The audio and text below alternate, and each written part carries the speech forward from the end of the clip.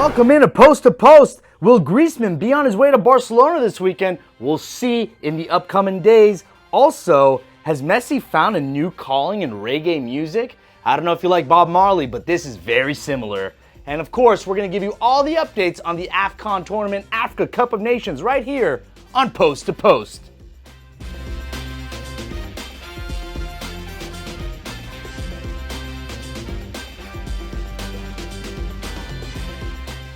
Welcome into Post to Post, guys. I'm filling in for Mike Fuentes, and I have talent, soccer host, the all-time Swiss Army knife of beIN Sports, Andres Cordero here to take us through the ride. Andres, what is up? It was just like Marley. I couldn't differentiate the two. I mean, I don't know. I felt like an episode of Always Sunny in Philadelphia when I started listening to it.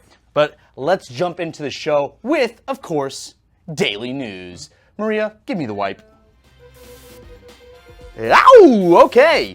We have some daily news here. First off, big congratulations to Isco and his wife Sarah on their first kid. Isco's second. Yeah. You're a father of two kids. What's it feel like? That part feels mean. The Isco's second. They're 4 years apart. Mine, I have two kids, two boys, just like Isco.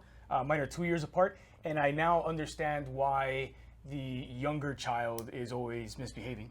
Because you're so panicked with the first one, you're so uptight. With the second one, you're like my kid's about to hurt himself. Yeah, dude. Let's see this. So, congrats to Isco. I think his firstborn is Isco. His new one is Teo. His dog is named Messi, so that was ruled out for the. I know it's weird, right? I mean, if you really like the competition that much. It was before he joined Real Madrid. He named his dog Messi. But congrats to Isco and to Sarah, his wife. All right, so let's move into some real news now. Real Madrid out of the bid for Neymar. I mean, were they ever really in the bid, Dre? Yeah, like 2 years ago when Neymar left Barcelona, exactly. I was convinced that within a year or two, Neymar would end up back in La Liga playing for Real Madrid. I expected something like Brazilian Ronaldo's trajectory, right? One of those players who played for both Real Madrid and Barcelona, both Inter and Milan, and was beloved by all the fan bases.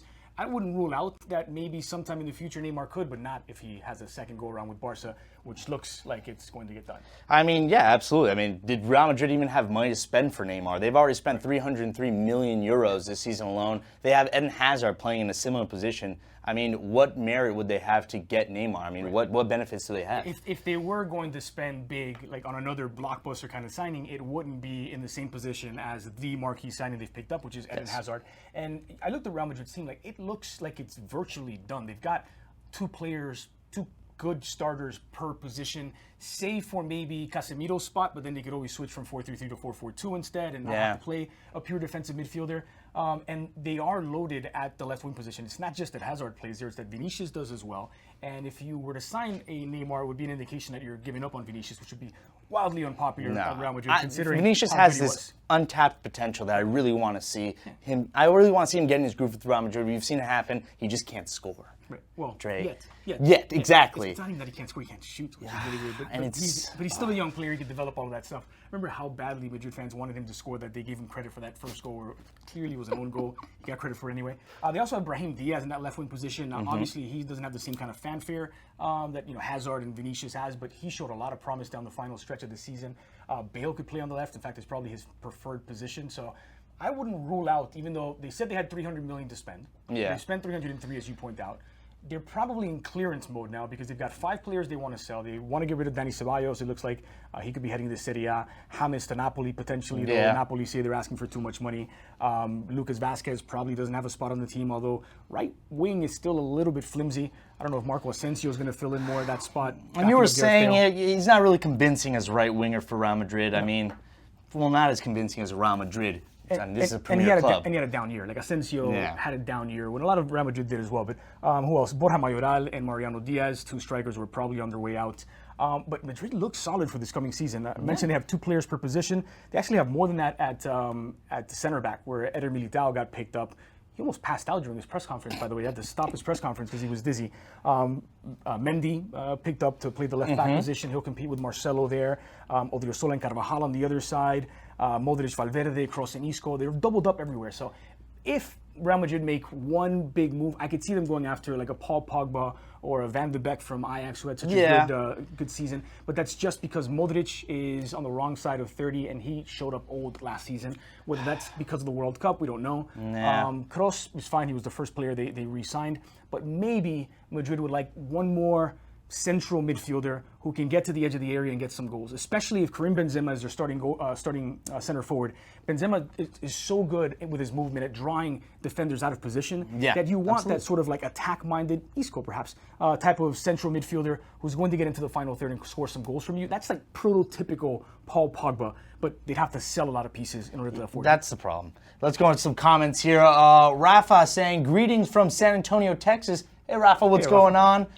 We have Walter Viella saying, watching from New York. Mike Fuentes is actually in New York right now. You should go see if you can find him on the street. Maybe he's at a bagel shop complaining about his size. I don't know. Here, Albert Blanco saying, Neymar fits best if he matures and comes back to Barcelona. Is that something you want to see again? I do, because I think from a pure footballing standpoint, there are a few players as good as Neymar. So I think, and obviously we've seen him play alongside Suarez and Messi before, and that worked out brilliantly for Barca. They won the treble. There's still a question, though, because it's not just MSN this time around, right? They're also potentially getting Griezmann. We'll touch on that in a moment. But how Ernesto Valverde, of all managers, a guy who just oozes pragmatism, is going to get a team of Messi, Suarez, Neymar, and Griezmann to gel together in a way, not that they can beat up on, mid to lower table La Liga teams, but in those games when things aren't going your way and you need balance, like, who do you leave out? Like, where does that leave Ousmane Dembele? Is he then going to be shipped away? That's the problem. And we were talking about this before the show, that Barcelona are looking a lot like Real Madrid back in the day, where they're picking up these big names, and most of them are just really going to sit on the bench. It's better to pick them up than to play against them in these leagues. Yeah, I think the perception of both teams is like sort of not shoehorn. What's at the end of a shoehorn? How they come closer together, right? Because years ago, I think Florentino Perez looked at how the Spanish national team was made up of so many Barcelona players, and he, in his own words, said, "I want to Spaniardize Real Madrid." They did that by going out and signing young Spanish talent. They've been signing young players for a while now. I mean, this is the first time they signed a Galactico since James in 2014. Yeah, absolutely. While Barcelona, after we all sort of gasped when Gareth Bale went to Real Madrid for $100 million. Yeah, that was one of the biggest transfers we've ever seen. Right, so Barca, just in the last few transfer windows, would have paid $145 million for Coutinho, another $135 million for Dembele, now $120 million for Antoine Griezmann. They're the ones now sort of collecting action figures as opposed to footballers. They have won back-to-back league titles as a result, but they seem obsessed with the Champions League. And that, to me, is always a dangerous proposition. The teams that are obsessed with the Champions Leagues, with winning the Champions League immediately, are the ones who feel the most pressure down that final stretch. Just ask Paris Saint-Germain, just ask Barcelona. Yeah, absolutely. All right, let's go back into the comics here. Rafa again with the comment saying, Griezmann should go to the EPL. Funny enough for that, pretty sure Griezmann is going to be at Barcelona this weekend, Dre. I'm pretty sure his signing is going to happen. I mean, it's only a matter of time. So before we touch on that, Albert Blanco says PSG is desperate to get rid of Neymar. I think this is probably true for both PSG fans and Atletico fans. They seem more excited about Neymar and Griezmann joining Barca than Barca seem to sign either one of those two players, even though once those guys are on the field for that team, once they're scoring a goal week 2, whatever, they're going to celebrate. Now they're part of the milieu, part of the clique, and they're going to celebrate like their own. With Griezmann, his team, his people are claiming that tomorrow is his last day of vacation. Atletico Madrid say that he was supposed to report to camp on Monday. So there is a little bit of a disparity there. We don't know what the reality is. What we do know is that he's expected to be presented, even though the transfer, depending on who you believe, has or has not, the wire transfer, has or has not been made. L'Equipe in France are reporting that Barcelona have already wired the money for Griezmann's buyout clause, which is 120 million euro. Cadena Cope in Spain say they check with Barcelona. Barcelona say no wire transfer has been made. Of course. But it's expected to get done over the weekend, as early as tomorrow, with Griezmann being presented on Monday. Weird thing about that is... Yeah. Go ahead. I know where you're going. I mean, yeah, exactly. There's rumors that there's not going to be a presentation, a big one. Like, if you're spending this much money on a player, do they feel at home if they're not welcomed by the fans? And Griezmann, who needed to re-up his contract every year that he was at Atletico Madrid. Yes. Needed to do a LeBron-esque The Decision, which was produced by PK's people. Yes. Had said his goodbyes, and everything seemed to be so grandiose that this will be sort of a toned down and subtle hello to his new club. But it's not just that there won't be a presentation, because there will be some sort of presentation, something closer to like a Neto than when they do sign those big Galactico-style players. But the Camp Nou is being renovated, so they can't do it there. The mini estadi is currently occupied by Cirque du Soleil, so you can't do it there. Great shows. Right, which, it's a circus at the moment, right? And Griezmann will be presented without a number on the back of his shirt, because the number 7 at Barcelona still technically belongs to Philippe Coutinho. We know Griezmann wore the number 7 at La Real, wore the number 7 at Atleti, wore the number 7 for France. He's probably going to want the number 7. We don't know what Coutinho's future is yet, but no number 7 yet on Monday. I mean, it's kind of sad that supporters won't get that kind of that feeling to welcome a new player, see him kick the ball around, and be like, oh, finally, he's part of our club. It's just kind of stay at home and see a press conference like, all right, I guess he is part of our club. How do you think the player feels about that? Because I don't know about like juggling in front of people at your presentation. That's the same thing, it's a little weird, you know. So maybe he's okay with it. Yeah, he's already a top player everywhere else, so I'm sure he's not. Just put us out of our misery, please. Make this transfer final. God, so we Neymar can and Griezmann, pick a place soon. I'm sick and tired of seeing your names. All right, so let's go into the comment. The Griezmann saga will finally end. Mustafa Gabri, very nice. Gabriel Camacho, Barcelona needs to sign better defending player. Attack is looking great, but the defense needs the buff. I agree with him, actually. So let's pause there for a second, because Barcelona just scored 138 goals in all competitions. That was 30 goals more than Real Madrid. Yes. You might say, fine, but how did they compare to the previous Barcelona season? It was only 3 goals less than they scored the previous season. And so it's still pretty obvious that, the number of goals that Barca are scoring is not the issue. So I don't think that's the reason they didn't win the Champions League, this or the previous year. Yeah, maybe you do want a bit more balance with that squad. Maybe you do want to freshen up the legs in midfield who have to do a lot of running. Maybe you want to sign... that back line looks like, it could use a tiny tweak up. Well, I like who they have, but for example, they don't have a backup for Jordi Alba at left back. It's Jordi Alba or bust, and Jordi Alba is on I believe he turned 30. The 6 players with the most minutes for Barcelona this past season are all 30 years old. The key players, 6 most important players. So you need other guys who can step in, who you can rotate as well. And when you're spending over 100 million on 3 players over the last couple of seasons, you can't really fill out the rest of the squad the way you probably want to. Yeah, true. Let's go into the comments here. Neymar lost the Barcelona fans and supporters' trust when he decided to leave for the money. The thing is, why? The thing is, he'll win them back like this. Yeah, exactly. All he has to do is a couple nice plays. Wow, we missed you like crazy. Assuming that he doesn't just shatter his ankle again immediately, because he's been snake bitten. Some of it his own doing through suspensions. Some of it through injuries, and it's a big investment on a big personality who, at times, Brazil just won the Copa America with Neymar watching as a spectator. So that doesn't bode super well for one of the most talented players on the planet. I mean, it spoke well to Brazil that everyone stepped up and filled in the role with Neymar out. Including the referees. I feel like they put too much work on Neymar, and Neymar's kind of not that player that I really want to be leading a team, because I don't trust people who just dive all the time. Well, I do though. Because Neymar can do so much. Because he can start plays, finish plays, he can combine well. He's not a selfish player, even if he comes across as a selfish personality. I do want a team that's led by Neymar. I just want a more mature Neymar as a result, and he's no longer 21, 22, 23-year-old kid where you can say, well, he can work on these things. I think at this stage, you sign him knowing who he is, what he is, and the circus that surrounds him. And I think that's what Barcelona fans right now are sort of rejecting and not super excited about, and what PSG fans are thinking, we don't necessarily need him.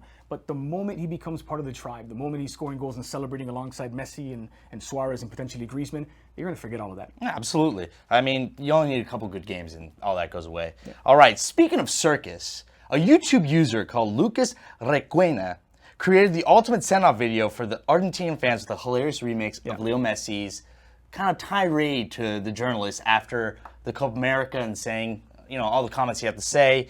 It's a beautiful reggae mix. I don't know if you've heard it. I don't know. I think we're going to play it for you guys now. Here, Maria, is there any way we can hear it? Oh, there we go. All right. It's nice, dude. Very nice.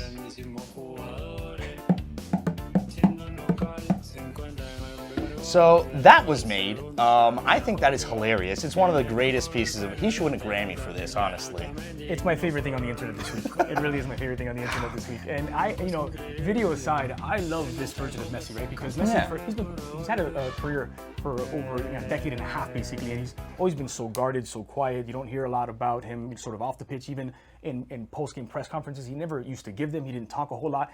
Now Messi's like, I got things to say. Yeah, you know what? You're going to listen to me. I'm over 30 years old and I got things to say. I've already had my trophies. You don't like what I have to say? Too bad, buddy. He was hard done by. Argentina were hard done by, even though I still think Brazil could have won that game, because even if you give Argentina the decisions or whatnot that he was complaining about, that only draws you level best case scenario, assuming you finish your penalties. But at least we're seeing sort of a new, more of a leader type of Messi, who does sort of show his face, who speaks for the club. And when you hear him speak, it's still all about the team. It's never like I was hard done by. It's more. In fact, one of the things he said explicitly was. These kids don't deserve that. Don't take this away from them because it's a young Argentina that are in transition. I know I've like completely ruined the video by talking seriously about it's Argentina. okay. It's still a great video, believe me. But it is a brilliant video, and you should go and watch the rest of it. All right, so since we were talking about transfers, Dre, we thought it'd be funny if we could think about transfers we wish could happen or that almost happened that fell through. Okay. I mean, mine personally was any player ever going to Arsenal. That is always the biggest rumor in the world. Apparently, we were supposed to have Cristiano Ronaldo, Zlatan Ibrahimovic, Cavani, Julian Draxler's been coming for the last 5 years. He was on the plane in London 5 times. We were supposed to get, who else? I don't know, just everybody in general. Arsenal always have this pull for people, and they never pick anybody up. Not happy with Lucas Torreira? I mean, that's a great signing, finally, yes. I mean, I was happy with all the recent signs the last 2 years as soon as Arsene Wenger left, but still, I want a big name because they always associate these big names to the club and they never show up. You know, one of the most bizarre things for me this past season about Arsenal was the way that, especially by the British media, Unai Emery was treated and Mauricio Sarri was treated. Because they had, for most of the year, they had the exact same season. They were like within a couple of points of each other. Yeah. At the end, Sarri ended up having a better campaign. But Sarri was seen as a guy who was stubborn and trying to like shoehorn his team to something that they weren't. And Emery was seen as like a breath of fresh air that was finally going to turn the page for Arsenal. Yeah, well, I mean, coming in as the Europa League champion like 3 times in a row, he thought, he's going to take Arsenal finally to win a trophy. While Sarri, all you see, his antics show on the pitch always. He's always freaking out on the line, and that's why people are always just targeting him, I feel. Cigarette in mouth. Exactly. Well, I read something, he smokes about 60 cigarettes a day. He admitted as much. Right. God, what? Come on, man. That can't be healthy. At all. What other transfer did you want to get done? LeBron James as the goalkeeper of Liverpool. So this is like the walrus and goal thing. From Exactly. Right, I think that would be the greatest thing in the world. 6'8", athletic. He'll get to anything. Depends on what his footwork is like. I haven't seen LeBron dribble much, but if he has even relatively decent footwork, I think this could work. I'm sure he can. I mean, I've seen him jump for alley-oops. I mean, he's good when the ball's coming his way. Yeah. So, another one for me, Dre, is Gareth Bale literally going anywhere other than Real Madrid. But it has to be somewhere with golf courses, right? So, David Beckham, Miami. Golf courses. That's another team that everybody's apparently coming to is Inter Miami. It's sunny when it's not raining. It's true. So, no, I mean, if I'm Madrid, I know that he doesn't want to leave, obviously, because he makes a very good salary there and he seems to really love playing in Spain. True. But they seem to be wanting to get rid of James anyway. Yeah. They have a ton of players that could play on the left and some question marks on the right. So, yeah, maybe you want to see Gareth Bale go somewhere where he'll be appreciated by the fan base and the club, where he'll be loved, because he is an elite level player, even though he's made of butterfly wings. If he can stay healthy, he'll bang in a bunch of goals for you. But if I'm Madrid, I need somebody to play in that right wing position. And if it's not James, like he does with the Colombian national team, where he is a right winger, why not Gareth Bale? Why not give it a go with Bale, Benzema, and Hazard? Absolutely. I mean, I just want to see him. I think he would thrive again in the EPL. That's just the kind of league that would accept this man for everything he is, and he would go out and start him. That's just it, isn't it? I'm not going back to England. I like the weather in thanks, Spain. man. Well, you should. Arsenal? Yeah, I'm sure that's going to pop up in the news sometime. All right, guys, don't forget, African Cup of Nations played today. Ivory Coast played Algeria. Algeria won in penalties, Dre. Incredible game, right? It actually was a lot of fun between two really, really good teams. And Algeria have impressed me just enough. Like, they haven't been absolutely brilliant, but they've been good enough for you to believe that they can actually win the whole thing. This went to penalties. The penalties were dramatic. And it's always... I always feel bad for the last penalty kick taker if the penalty shootout ends with a miss, right? It's one thing if you miss and then somebody goes and converts, which actually would have been the case here, but Belaïli also missed for Algeria. Then Dia missed for Ivory Coast, and that was the clincher. And poor guy has to feel horrible right now. You have to. What'd you say? Call. What was the phrase? Call witness protection. Call witness protection. Yeah. And then we also had Madagascar versus Tunisia. Tunisia won 3-0, so they are also going up to the semifinal. I mean, Tunisia are the team that somehow are getting it through. Right? So Tunisia aside, I knew next to nothing about Madagascar and Malagasy football coming into this tournament, other than they had relatively unpronounceable names. But Madagascar won me over. I mean, I found myself rooting for them the entire competition. Favorite club for a bit. It wasn't like a small team with very little history that was 10 guys hanging from the crossbar. It was a small team with very little history that qualified for its first ever AFCON and was trying to take the game to much bigger opponents. Absolutely. They have their way of playing, and they were brave, and they reached the quarterfinals, and that's tremendous for Malagasy football. I think they leave with their heads held high. The goal that did them in today, they lost 3-0 to Tunisia, but the first goal was a bit fortunate for the Tunisians. It was a deflection that went in. After that, they sort of fell apart. They didn't have a response. But congratulations to Madagascar. Their first ever AFCON was an absolute success. I thought, yeah, absolutely. They came in as a favorite, and they left probably a favorite as well. So don't miss the AFCON semifinal that starts live and exclusive here on beIN Sports, 11:30 a.m. on Sunday. Also, we have World Superbike coming. Follow us on Instagram because I'm going to be there live reporting everything that you're going to see in the action. It's going to be really cool. Laguna Seca is an awesome track. It's going to be a lot of fun. Just Senegal, Tunisia. No, Senegal, Algeria. No, Algeria, Tunisia. Yeah. And Senegal against? I've written Tunisia twice in my paper. Gotta be. I don't know. No, it's Senegal, Tunisia, Algeria, Nigeria. I'm missing Nigeria. Algeria, Nigeria. That's gonna be Algeria, Nigeria. I mean, that's a lot on the delay. But anyway, join us for that starting at 11:30 on Sunday. Willie, this is a tribute to Mike. Thank you for watching Post to Post. See you later.